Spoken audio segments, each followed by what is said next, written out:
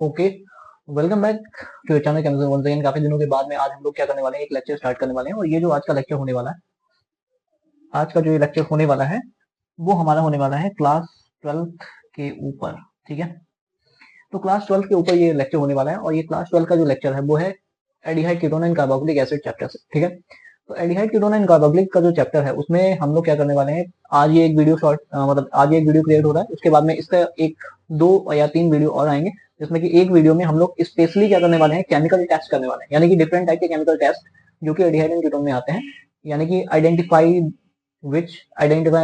Chemical test to identify the propanone and propanal, इस type से जो क्वेश्चंस होते हैं वो कैसे सॉल्व होंगे, उसके लिए एक पार्टिकुलर वीडियो जो है वहां पे आएगा। ठीक है, एक वीडियो सिर्फ और सिर्फ कन्वर्जन के लिए आएगा। ठीक है, उसके बाद एक वीडियो ये होने वाला है और एक वीडियो किसी और के लिए भी हो सकता है। यानी कि ये सारे ही मैं छोटे छोटे वीडियोस बना करके सारे पूरे कंप्लीट चैप्टर को मैं कवर करने वाला हूँ। तो आज हमारे पास में कुछ क्वेश्चंस हैं और कुछ क्वेश्चंस के साथ में रिएक्शंस हैं जिनको हम लोग देखने वाले हैं। ठीक है, तो let's start without wasting our time.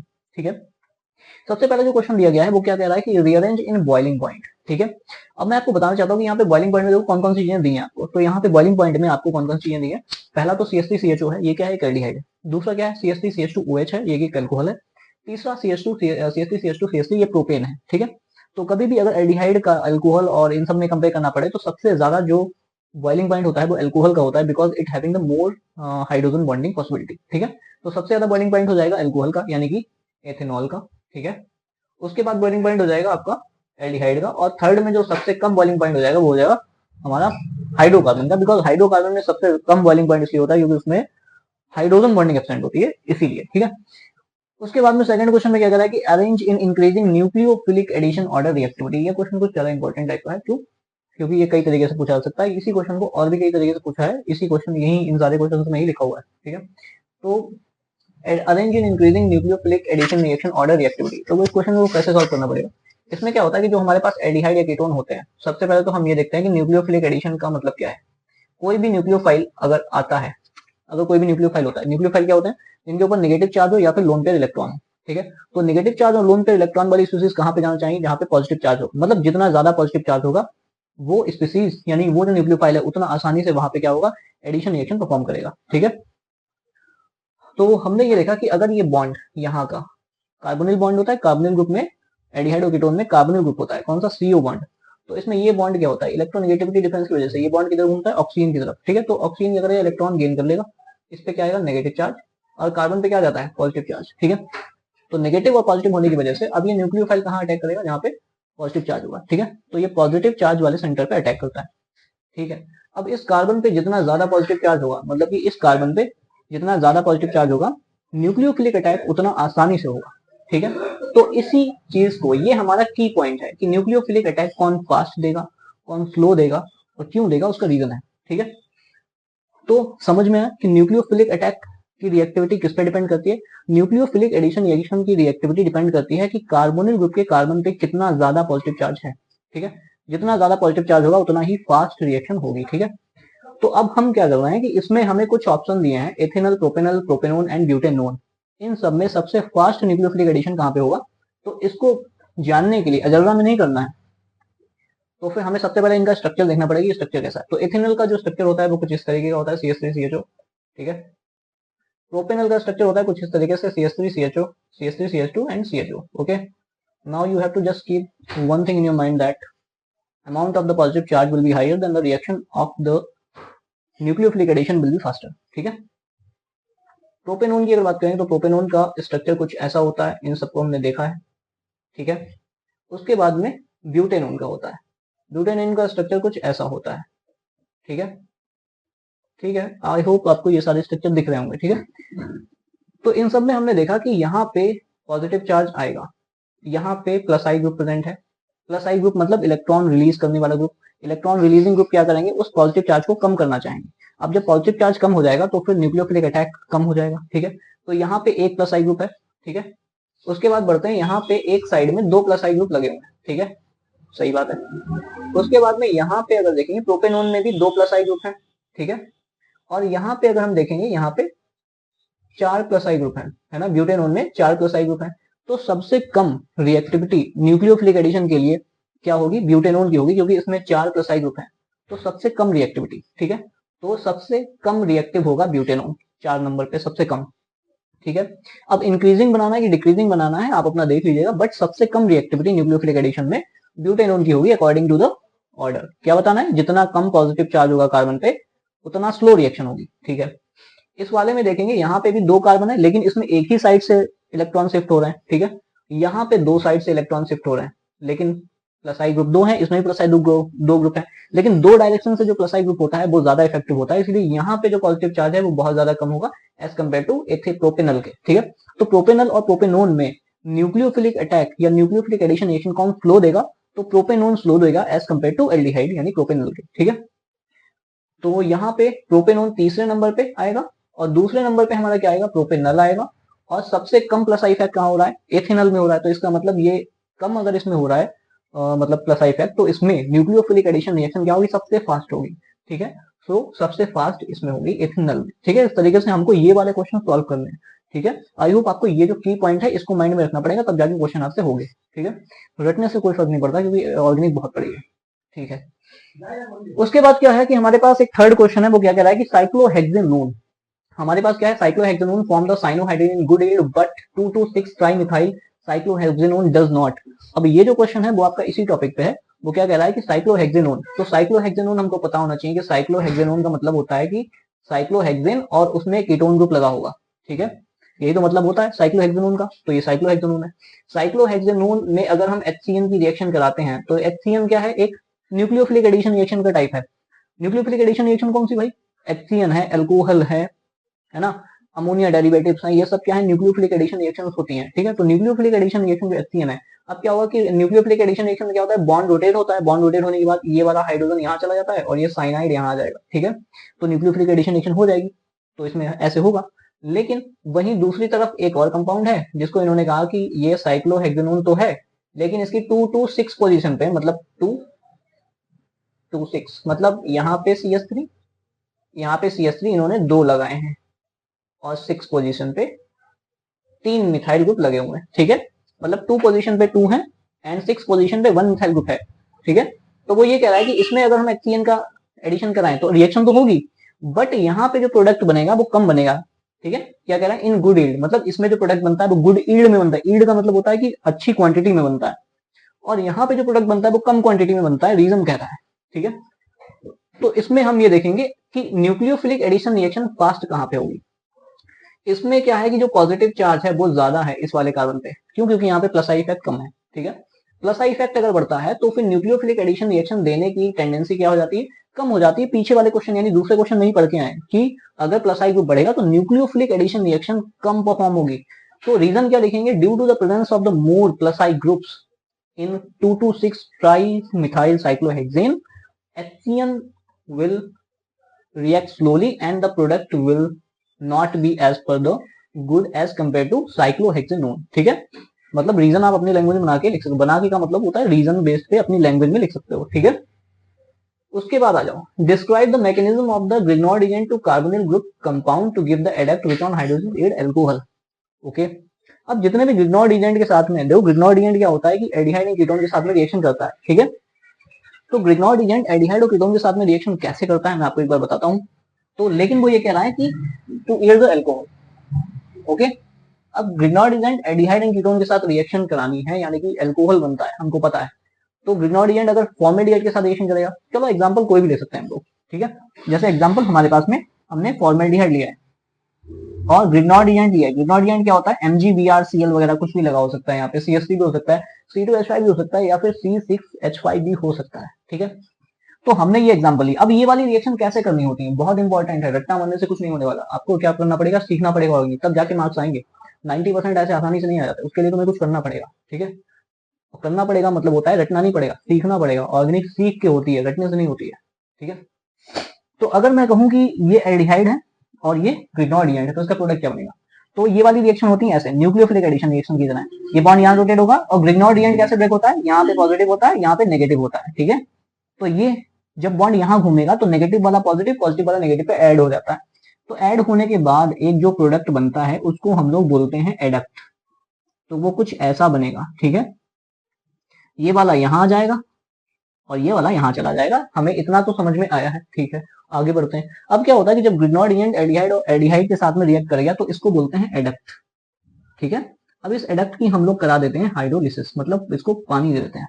तो हाइड्रोलिसिस देने पे ये वाला जो बॉन्ड है OH and this bond is actually H, तो ये बॉन्ड यहीं से ही ब्रेक होता है बिकॉज तो यहां से बॉन्ड आयनिक टाइप का होता है, ठीक है।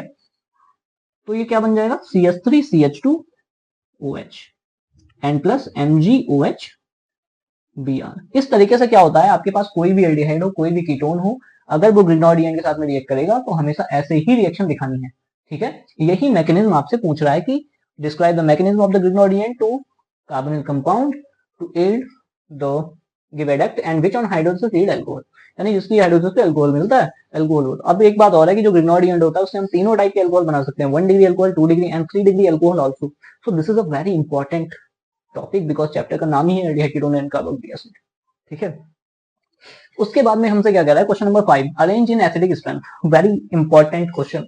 कभी भी आपसे अगर कहा जाए कि एसिडिक स्ट्रेंथ बताइए कि कौन सा ज्यादा एसिडिक कौन सा कम acidic, then what you have to do, acidic strength is directly proportional to minus I effect. Minus I effect जितना ज्यादा होगा एसिडिक स्ट्रेंथ उतनी ज्यादा होगी। तो हमको क्या करना है कि सबसे पहले इन सबका स्ट्रक्चर बनाना है। स्ट्रक्चर इज वेरी इंपॉर्टेंट, अगर ऑर्गेनिक स्ट्रक्चर नहीं बताया तो फिर जाहिर सी बात है क्वेश्चन नहीं होने वाला है, ठीक है। तो हम क्या करेंगे, इनका स्ट्रक्चर बनाएंगे। बेंजोइक एसिड, क्या कह रहा है, बेंजोइक एसिड। बेंजोइक एसिड क्या होता है, बेंजीन के ऊपर कार्बोक्सिलिक ग्रुप लग जाता है तब। उसके बाद में कह रहा है कि 3,4 डाइनाइट्रो बेंजोइक एसिड। 3,4 डाइनाइट्रो मतलब बेंजोइक एसिड की 3 और 4 पोजीशन पे नाइट्रो ग्रुप लगा देना है। तो 1 2 3 और उसके बाद में 4 पोजीशन पे भी नाइट्रो ग्रुप लगा देना है। इसने जैसा कहा है वैसा कर देना है। उसके बाद में क्या कह रहा है, उसके बाद में कह रहा है कि भाई बेंजोइक एसिड की 4 पोजीशन पे मेथॉक्सी ग्रुप लगा देना है। अब ये क्वेश्चन आपसे तब होगा जब आपको ग्रुप्स के बारे में आइडिया है, कौन सा ग्रुप इलेक्ट्रॉन विड्रॉइंग है, कौन सा ग्रुप इलेक्ट्रॉन रिलीजिंग है। ये अगर आपको नहीं पता है then you will totally unable to solve this question, okay. So first of all, if you don't know about the electron withdrawing group and the electron releasing group, then you can comment it out in comment box, and we will definitely create a short video, which will be the 2 minute or the 1 minute. You can just revise it, okay? तो benzoic acid में हमें जो groups लगे हुए हैं, कोई भी group जब लगता है किसी कंपाउंड के, तो या तो उसकी एसिडिक कैरेक्टर या बेसिक कैरेक्टर को बढ़ा देगा या एसिडिक कैरेक्टर बेसिक कैरेक्टर को कम कर देगा, ठीक है। तो इसमें क्या होगा, माइनस आई ग्रुप लगा हुआ है। NO2 ग्रुप एक माइनस आई ग्रुप होता है, तो माइनस आई लगा हुआ है। इसमें ये वाला प्लस आई ग्रुप लगा हुआ है। तो मैं आपको बताना चाहता हूँ कि जो माइनस आई होते हैं वो इलेक्ट्रॉन खींचते हैं। तो जब ये इलेक्ट्रॉन खींचते हैं तो COOH के बीच का जो O और H का बॉन्ड होता है वो वीक हो जाता है, तो H आसानी से रिलीज होता है। तो जितना आसानी से H प्लस रिलीज होता है उतना ही स्ट्रॉन्ग एसिड, ठीक है। जबकि इलेक्ट्रॉन रिलीजिंग क्या होता है कि इलेक्ट्रॉन शिफ्ट करते हैं, जिससे कि ऑक्सीजन और हाइड्रोजन के बीच जो बॉन्ड है वो और ज्यादा स्ट्रॉन्ग हो जाता है। तो बॉन्ड अगर स्ट्रॉन्ग होगा तो H प्लस आसानी से रिलीज नहीं होगा, और H प्लस रिलीज नहीं होगा तो फिर डेफिनेटली एसिडिक कैरेक्टर कम हो जाएगा, ठीक है। तो जो प्लस आई होता है सबसे ज्यादा एसिडिक कौन हो जाएगा, ये वाला, क्योंकि यहाँ पे माइनस आई इफेक्ट ज्यादा है। उसके बाद में यहाँ पे देखेंगे तो कोई ग्रुप नहीं है, जबकि प्लस आई वाले में तो एसिडिक इफेक्ट कम हो जाता है। तो इसका मतलब दूसरे नंबर पे इसका एसिडिक कैरेक्टर हो जाएगा, और सबसे कम एसिडिक कैरेक्टर हो जाएगा इसका, क्योंकि ये एक इलेक्ट्रॉन रिलीजिंग ग्रुप है। मेथॉक्सी ग्रुप और alkyl group, alkoxy and alkyl both are electron releasing group, okay. I hope आपको ये समझ में आ रहा होगा। उसके बाद में हम लोग कुछ हटा देते हैं यहाँ से, पूरा बोर्ड भर गया है, ठीक है। इस बोर्ड पे हम लोग बोर्ड के ही PYQs कर रहे हैं, ठीक है। और ये सारे ही प्रीवियस ईयर क्वेश्चंस हैं, मतलब कि एग्जाम में आए हुए इसी टाइप के क्वेश्चंस आपको बोर्ड में मिलने वाले हैं, तो आपको डरना नहीं है, ठीक है। उसके बाद आ जाओ, HCHO is more reactive than CH3CHO towards addition of the HCl। देखो ये क्वेश्चन इसी वाले का है, न्यूक्लियोफिलिक एडिशन। ये कौन सी रिएक्शन देता है, न्यूक्लियोफिलिक एडिशन रिएक्शन। तो वो ये कह रहा है कि भाई जो HCHO होता है वो HCl के साथ में फास्ट रिएक्ट करता है, जबकि एज कम्पेयर टू CH3CHO के। तो मैंने आपको बताया कि nucleophilic addition reaction plus I group बढ़ने पे जब इलेक्ट्रॉन इधर शिफ्ट होने लगेंगे तो यहाँ का जो प्लस चार्ज है वो कम होता जाएगा। जब यहाँ पे प्लस चार्ज कम होगा तो न्यूक्लियोफाइल यहाँ आसानी से नहीं आएगा, मतलब रिएक्शन होगी तो बहुत स्लो होगी, उतनी फास्ट नहीं होगी एज कम्पेयर टू दूसरे कंपाउंड के, ठीक है।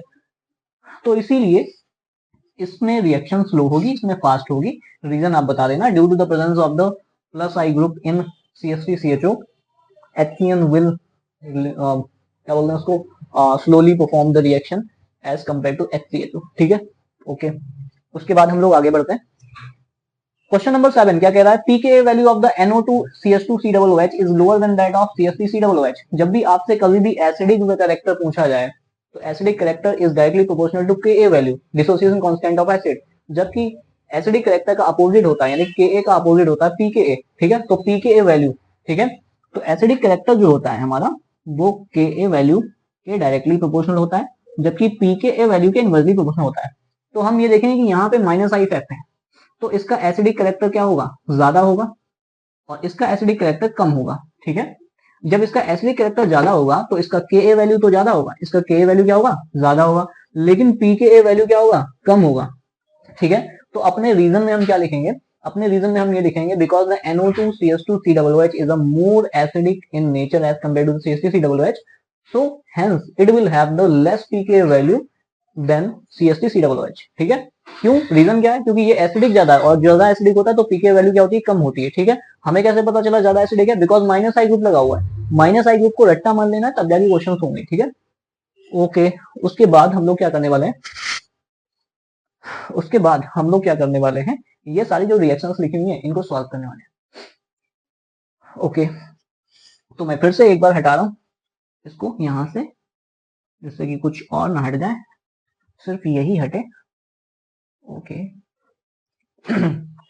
देखो HCHO है और कंसंट्रेट KOH लिखा हुआ है, जब भी कंसंट्रेट KOH या कंसंट्रेट NaOH लिखा होता है so this is the Cannizzaro reaction. Cannizzaro reaction में क्या होता है कि एक कंपाउंड जिसमें अल्फा हाइड्रोजन नहीं होते हैं उसका एक बार रिडक्शन और एक बार ऑक्सीडेटिव प्रोडक्ट बनता है। अब ये जो HCHO होता है, मैं आपको बता देना चाहता हूँ, HCHO को आप हमेशा ऐसे समझो, तो अगर इसमें रिडक्शन कराना है तो रिडक्शन का मतलब होता है एडिशन ऑफ हाइड्रोजन। सो एक H इधर और एक H इधर और ये बॉन्ड हो जाएगा खत्म, तो क्या बन जाएगा CH3OH। सो एक प्रोडक्ट बन जाएगा CH3OH। ठीक है। और दूसरा अगर मान लो कि ऑक्सीडेटिव प्रोडक्ट बनेगा तो वो क्या हो जाएगा, एडिशन ऑफ ऑक्सीजन। तो एडिशन ऑफ ऑक्सीजन से क्या बन जाएगा, HCOOH, या फिर जो पोटेशियम सॉल्ट या सोडियम सॉल्ट है उसका एक कार्बोक्सिलिक एसिड। ठीक है। तो आई होप आपको ये समझ में आया है, कैनिज़ारो रिएक्शन ऐसे होती है। उसके बाद आ जाओ आप, ये कौन सा कंपाउंड है, this is the benzaldehyde. Benzaldehyde मतलब जब बेंजीन के ऊपर एल्डिहाइड ग्रुप लग जाता है, तो ये HNO3 और H2SO4 दिखा रहा है। तो HNO3 और H2SO4 से क्या होता है, नाइट्रेशन होता है। अब ये नाइट्रेशन में जो नाइट्रो ग्रुप जाएगा वो कहाँ पे जाएगा, ये डिपेंड करेगा कौन सा ग्रुप लगा है। तो CHO लगा हुआ है, CHO एक मेटा डायरेक्टिंग ग्रुप है, तो इसका मतलब NO2 ग्रुप जो है वो कहाँ पे जाएगा, मेटा पोजिशन पे जाएगा। ठीक है। ऑर्थो पैरा नहीं बना देना है। ठीक है। तो CHO एंड यहाँ पे मेटा पोजिशन क्या हो जाएगी, ऑर्थो एंड मेटा, ये वाली मेटा पोजीशन होगी बिकॉज CHO यहाँ पे लगा है। ठीक है। तो ये चीज भी ध्यान दें। उसके बाद आ जाओ, बेंजीन है और बेंजीन के साथ में C6H5COCl और AlCl3। देखो AlCl3 कहीं अगर मिलता है तो इसका मतलब है कि फ्रीडल क्राफ्ट रिएक्शन है। तो फ्रीडल क्राफ्ट में क्या होता है, AlCl का काम होता है Cl यानी जो क्लोरीन होता है उसको कैरी कर लेना और बचा हुआ पार्ट पूरा बेंजीन रिंग पे ट्रांसफर कर देना। तो ये वाला Cl तो हट जाएगा यहाँ से और बचा हुआ पूरा पार्ट बेंजीन पे लग जाएगा। ठीक है। तो ये जो रिएक्शन है इसमें हमने देखा CO C6H5 लगा हुआ है। ये जो CO C6H5 होता है ये होता है, ये ग्रुप होता है। ठीक है। और जब ये वाला ग्रुप लगता है तो इसको बोलते हैं, इस रिएक्शन को बोलते हैं बेंजोइलेशन। ठीक है। क्या बोलते हैं, benzoylation, Friedel craft benzoylation, Friedel craft alkylation, Friedel Crafts acylation. और जब बेंजोइल ग्रुप लगता है तो इसको बोलते हैं बेंजोइलेशन। ओके। ठीक है। उसके बाद में ये रिएक्शन भी है, एल्काइन है, एल्काइन के साथ में Hg और H2SO4 दिया है। तो Hg और H2SO4 के साथ में जो रिएक्शन होता है उसमें H2O का एडिशन होता है एल्काइन पे, मतलब हमें एल्काइन में H2O जोड़ना है।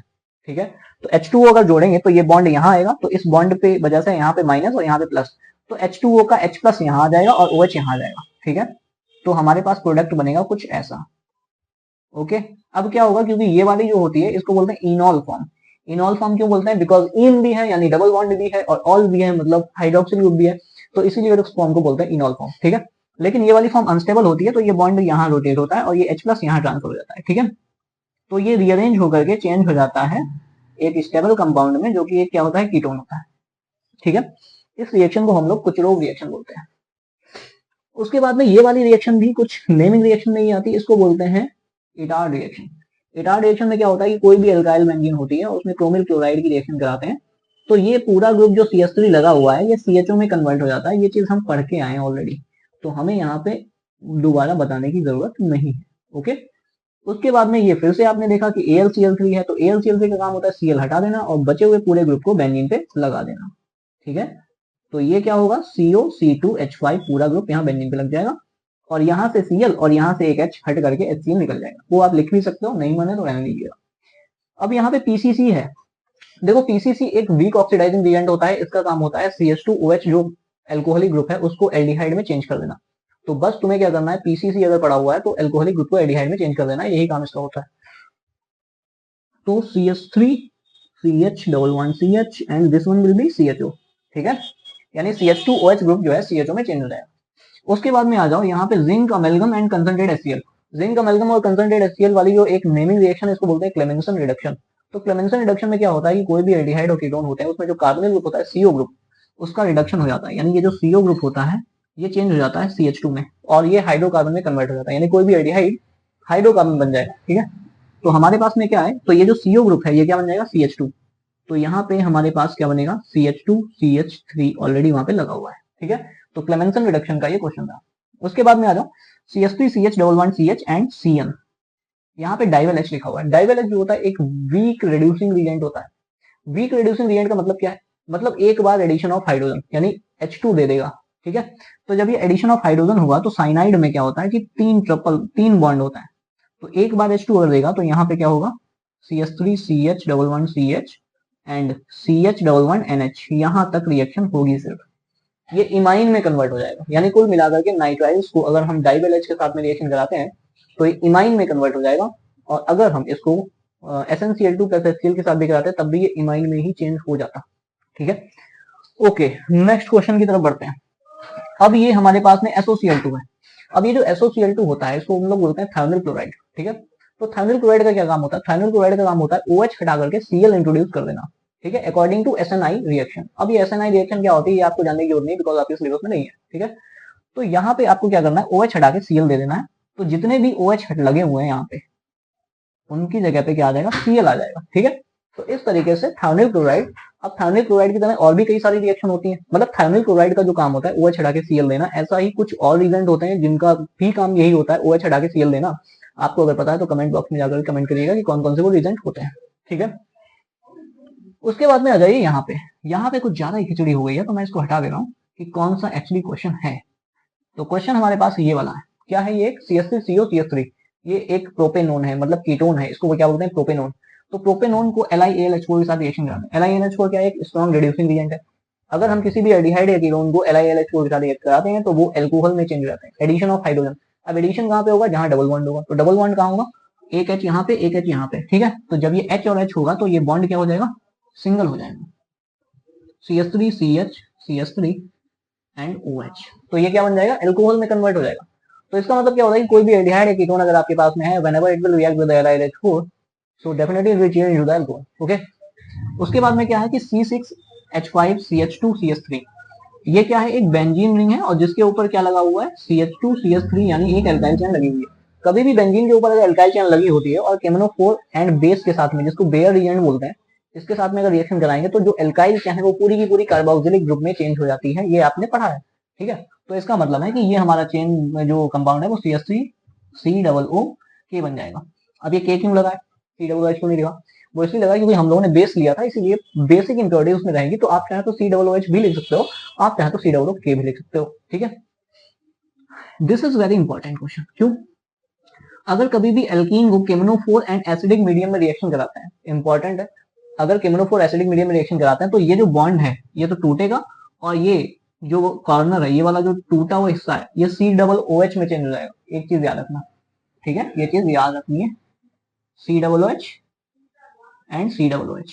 इसके जैसे ही सिमिलर रिएक्शन मैं आपको बता रहा हूं जिसमें ये प्रोडक्ट नहीं बनेगा, उसमें डायोल बनेगा। ठीक है, तो इसमें अगर हम, ये हीट है साथ में, अगर हम इसी रिएक्शन में ये कर देते, मतलब इसी रिएक्टेंट यही रहता, बट इसकी जगह कुछ और रिएक्टेंट ले लेते हैं, जैसे केमनोफोर, या फिर हम ले लेते हैं यहाँ पे जैसे केमनोफोर लिखा हुआ है, या फिर केमनोफोर लिख लें। ठीक है, केमनोफोर लिख लिया एंड H2O लिख लिया, तो ये रिएक्शन चेंज हो जाती है। इस वाले में जो एल्कीन होगा वो एक डाइऑल बनेगा, मतलब कि OH के दोनों पोजीशन पे, मतलब जहां पे डबल बॉन्ड है वहां दोनों पोजीशन पे OH लग जाएगा, यानी डाइऑल में कन्वर्ट होगा। तो इसका मतलब हमारा प्रोडक्ट क्या बन जाता है, यहाँ पे हमारा प्रोडक्ट बन जाता है OH एंड OH। तो चेंज क्या है, आप याद रखें कि कभी अगर केमनोफोर एंड H+ है तो COOH बन जाएंगे दोनों कॉर्नर पे बॉन्ड ब्रेक होके, लेकिन अगर कभी केमनोफोर एंड H2O है तो फिर डाइऑल बनेगा। दिस इज द इंपॉर्टेंट, इसीलिए मैंने दोनों को एक साथ बता दिया। ठीक है, उसके बाद में आ जाओ NaBH4। देखो NaBH4 का रोल वही होता है जो LiAlH4 का होता है। NaBH4 एंड LiAlH4 दोनों ही रिड्यूसिंग एजेंट होते हैं। अब इसमें कार्बोनिल ग्रुप का रिडक्शन होता है, तो कार्बोनिल ग्रुप एक यहाँ भी है एक यहाँ भी है। अब लेकिन दोनों का रिडक्शन होगा कि एक का होगा और किसका होगा, तो सबसे पहली बात तो ये है कि कीटोन ग्रुप का रिडक्शन होता है। तो कीटोन ग्रुप अगर है, एल्डिहाइड और कीटोन का ही रिडक्शन होता है। ये कौन सा ग्रुप है, ये एस्टर पूरा है, और ये रेजोनेंस स्टेबलाइज है, इसलिए इसका रिडक्शन पॉसिबल नहीं है, यानी यहाँ पे इसका रिडक्शन नहीं होगा, इसका ही होगा। और अगर इसका रिडक्शन होगा तो कीटोन और एल्कोहल किसमें चेंज होता है, कीटोन एंड एल्डिहाइड किसमें चेंज हो जाते हैं, LiLH4 NiPH4 से एल्कोहल में चेंज हो जाते हैं। तो इसका मतलब यहाँ पे जो हमारी रिएक्शन होगी उसमें ये वाला ग्रुप ऐसे ही रहेगा, इसके साथ कुछ भी रिएक्शन नहीं होनी है। और ये क्वेश्चन एग्जाम में पूछा गया है, इसीलिए आप इसको इंपॉर्टेंटली पढ़ लें, ठीक है, क्योंकि एग्जाम में दोबारा भी आएगा। Yes, important. तो एग्जाम में दोबारा भी आते हैं, यही क्वेश्चन रिपीट होते हैं। उसके बाद में क्या है, CH3CO CH3, CH3CO CH3 क्या है, कीटोन है, और NH2NH2 क्या है, हाइड्रोजन है, अमोनिया का डेरिवेटिव। अमोनिया के डेरिवेटिव्स कौन कौन से होते हैं, एक तो अमोनिया ही हो गई, एक हो गया आपका हाइड्रोजन NH2NH2, एक हो गया आपका फिनाइल हाइड्रोजन NH2NHC6H5। उसके बाद में फिनाइल हाइड्रोजन के बाद में हो सकता है 2,4 डाइनाइट्रो फिनाइल हाइड्रोजन हो सकता है, और सेमी कार्बाजाइड भी होता है, ठीक है। तो ये सब अमोनिया के डेरिवेटिव्स होते हैं। इनमें तुम्हें क्या करना होता है, एल्डिहाइड एंड कीटोन जब अमोनिया डेरिवेटिव से रिएक्ट करते हैं तो H2O निकाल देना है और बाकी प्रोडक्ट ऐड कर देना है, ठीक है। तो क्या होगा H2O, तो H2 इसका ले लो और O इसका ले लो, तो ये पूरा बचेगा क्या, CH3C double bond N NH2 and यहाँ पे CH3 लगा हुआ है, ठीक है, H2O निकल गया, ठीक है, यही तो रिएक्शन होगी। तो ये जो सेमी कार्बन जो आपका एसीटोन है, जिसको हम लोग क्या बोलते हैं, प्रोपेनोन, प्रोपेनोन अगर आपका हाइड्रोजन से रिएक्ट करेगा तो प्रोपेनोन हाइड्राजोन बन जाएगा, ठीक है, यानी ये वाला जो बना है वो प्रोपेनोन हाइड्राजोन या फिर एसीटोन हाइड्राजोन, ठीक है। उसके बाद में आ जाओ, सॉरी, C6H5 एंड CH3, उसके ऊपर क्या लिखा है, केमनोफोर KOH। देखो केमनोफोर KOH अगर आपके पास कभी भी है और बेंजीन जो एल्काइल चेन है तो COOH ग्रुप में कन्वर्ट हो जाता है, ये बात हम पढ़ के आए, दोबारा यही करना है, ठीक है। अब OH ना लिख करके आप क्या लिख सकते हो, K लिख सकते हो, ठीक है। ये क्या है, बेंजोइक एसिड, बेंजीन के ऊपर जब कार्बोक्सिलिक एसिड लगा होता है तो उसको बेंजोइक एसिड बोलते हैं। अब ये Br2 है और FeBr3, तो Br2 और FeBr3 के साथ में हमेशा ही रिंग वाली रिएक्शन होती है, यानी कि Br कहीं ना कहीं रिंग पे जाएगा। अब क्योंकि ये वाला जो ग्रुप होता है COOH, ये कहाँ पे भेजेगा, ये भेजेगा मेटा पोजीशन पे। एल्डिहाइड कीटोन कार्बोक्सिलिक एसिड सारे ही मेटा डायरेक्टिंग ग्रुप होते हैं, यानी इलेक्ट्रोफिलिक रिएक्शन यानी रिंग पे जो आने वाली रिएक्शन है वो सभी मेटा पोजीशन पे होनी है, ठीक है। तो मेटा पोजीशन पे होगी, तो मेटा पोजीशन पे आपका ब्रोमो जो है वो लगेगा, ठीक है। उसके बाद में आ जाओ C6H5COCH3, ये एसिटोफिनोन है और इसका जो NaOH और I2 के साथ में रिएक्शन होती है, NaOH और I2 के साथ में कौन सी रिएक्शन होती है, आइडोफॉर्म टेस्ट। तो आइडोफॉर्म रिएक्शन होगी, इसमें क्या होता है कि ये जो CHI ये वाला जो पार्ट होता है CH3, ये क्या बन जाता है CHI3, और बचा हुआ जो पार्ट होता है C6H5CO जो भी है, ओके। इस वाले क्वेश्चन में क्या है कि CH3CO CH3 है, तो CH3CO CH3 जो NaOH और I2 के साथ में रिएक्ट करेगा तो ये क्या बन जाएगा CHI3 आइडोफॉर्म बन जाएगा, प्लस ये जो पूरा बचा हुआ पार्ट है C6H5CO ये कन्वर्ट हो जाएगा COONA में, यानी कि sodium salt of carboxylic acid. और प्लस क्या बनता है इसमें आइडोफॉर्म टेस्ट में, बाय प्रोडक्ट और क्या होता है, NaI होता है, H2 होता है, ठीक है। तो NaI भी बनेगा। अब कितने NaI बनते हैं ये आपको कमेंट बॉक्स में जाकर बताना है, 3 NaI एंड 3 H2 बनता है, आई होप सो। और I2 कितने लेंगे, 3 I2, ठीक है। तो ये सारी चीजें आपको याद रखनी, या फिर आप बैलेंस नहीं कर रहे हैं ऑर्गेनाइजेशन तो भी कोई बात नहीं है, लेकिन आपको प्रोडक्ट में पता होना चाहिए। उसके बाद में आ जाओ sodium salt of carboxylic acid, ये क्या CH3COONA, ये क्या sodium salt of carboxylic acid. इसको अगर हम CONH के साथ ये करेंगे, अब ये CO और NA हो गया, NaOH क्या होता है, ये होता है सोडा लाइम। सोडा लाइम का काम क्या होता है कि डीकार्बोक्सिलेटिंग एजेंट, यानी कि CO2 गैस इवॉल्व करना, ठीक है। तो इसमें क्या होता है कि जो हमारा ये जो पार्ट होता है पूरा ये NaOH के साथ में रिएक्ट कर जाता है, ठीक है। तो ये Na2CO3 निकाल देगा, प्लस बचा हुआ जो कार्बन चेन है वो हाइड्रोकार्बन में कन्वर्ट हो जाती है, इस रिएक्शन को बोलते हैं डीकार्बोक्सिलेशन ऑफ कार्बोक्सिलिक एसिड, ठीक है। तो कितने कार्बन बचे, एक कार्बन प्लस Na2CO3, ठीक है। अब यहाँ पे CO का क्या काम है भाई, CO होता है वो एक वाटर मॉइस्चर वगैरह एब्जॉर्ब करने के लिए काम आता है, ये पानी हो तो पीना है, ठीक है। उसके बाद में आ जाओ CH3CH एंड COOH, उस पे लिखा है Br2 फास्फोरस। अब ये वाली जो कार्बोक्सिलिक एसिड के साथ में Br2 एंड फास्फोरस की प्रेजेंस रिएक्शन होती है, इसको बोलते हैं हेल्वोलार-जेलेंस्की रिएक्शन। अब इसमें क्या होता है, हेल्वोलार-जेलेंस्की रिएक्शन में क्या होता है, जो अल्फा हाइड्रोजन होते हैं कार्बोक्सिलिक एसिड के, अल्फा हाइड्रोजन हैलोजन से रिमूव हो जाते हैं, यानी अल्फा हैलो सब्स्टिट्यूशन होता है। तो अल्फा हाइड्रोजन है क्या कार्बोक्सिलिक एसिड, यस है, तो इसका मतलब यहाँ पे हैलोजन का सब्स्टिट्यूशन हो जाएगा। तो यहाँ पे हैलोजन का सब्स्टिट्यूशन होगा, जो भी हैलोजन ली है उसी का सब्स्टिट्यूशन कराना है, ठीक है। तो COOH एंड यहाँ पे H हटके क्या लग जाएगा, Br लग जाएगा, और HBr जो है यहाँ से रिमूव हो जाएगा, ठीक है। ये आपको पता होना चाहिए, आई होप सारी चीजें पता है, क्योंकि because we are repeating the topics and we are going what, revision बोलते हैं इसको। CH3COCl, ठीक है। ये क्या C6H5COCl, C6H5COCl H2PdBSO4। अब ये जो H2PdBSO4 होता है, इसका काम क्या होता है, ये रोजन-मून रिएक्शन है, इसमें क्या होता है कि Cl हटके H आ जाता है, ठीक है। तो C6H5CHO है ना, ये सारी रिएक्शन कर चुका है। उसके बाद में आ जाओ, ये क्या है, साइक्लोहेक्सेनोन प्लस HCN। अब HCN मतलब क्या होता है भाई, बॉन्ड घुमा के रिएक्शन करनी पड़ेगी, तो ये बॉन्ड अगर यहाँ आएगा तो ये H यहाँ जाएगा और ये CN यहाँ आएगा, है ना। सो क्या बनेगा, ये OH हो जाएगा और ये CN बन जाएगा। अब एक ही कार्बन पे अगर OH और CN दोनों लगे होते हैं तो ऐसे कंपाउंड्स को हम लोग बोलते हैं साइनोहाइड्रिन। तो ये क्या है, साइनोहाइड्रिन बनता है, यानी कभी भी एल्डिहाइड एंड कीटोन से अगर रिएक्शन करते हैं तो फिर साइनोहाइड्रिन एल्डिहाइड कीटोन HCN के साथ रिएक्शन पे हमेशा क्या लेते हैं, साइनोहाइड्रिन, ठीक है। उसके बाद आ जाओ लास्ट रिएक्शन है CH2 CH एंड CH2CN, ये क्या है, डाइबल H है और साथ में क्या दिया है H2 एंड H+, ये स्टीफन्स रिएक्शन है। कभी भी डाइबल H और H2O अगर दिया हुआ है तो इसका मतलब है स्टीफन्स रिएक्शन है। अगर सिर्फ डाइबल H दिया है तो इसका मतलब यहाँ पे सिर्फ आपका CH11NH यानी इमाइन बनेगी, ठीक है। तो इसमें क्या होगा, हमारा जो CN ग्रुप होगा वो CHO में चेंज हो जाता है, ये स्टीफन्स रिएक्शन है। तो ये स्टीफन्स रिएक्शन की मैकेनिज्म भी आपको पता होगी, और जो बाय प्रोडक्ट बनता है वो NH3 बनता है, ये आपको पता है, आई होप सो, बिकॉज सारी चीजें आपको पता है। You all are very intelligent, but try to identify yourself, ठीक है। सभी के अंदर कुछ ना कुछ क्वालिटी होती है, आप सभी लोगों के अंदर भी क्वालिटी है, और क्योंकि पीक टाइम चल रहा है, स्टडी का पीक टाइम है ये, अगर आप अपने मोमेंटम को बनाए रखते हैं तो definitely you will rock. And हमारे साथ में बने रहे।